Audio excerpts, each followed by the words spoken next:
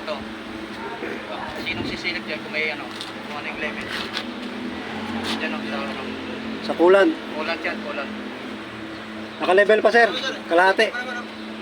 Naka-level kita naman. Pag napansin nyo na ano doon, na kasi magbabasag naman yan, di ba? I-report nyo agad sa ano, monitoring. Sa GC. Hindi, tawag kayo, tawag nyo.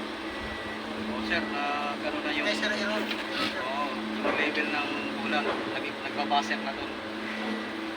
Para mag-advise sila kung ano yung gagawin nyo.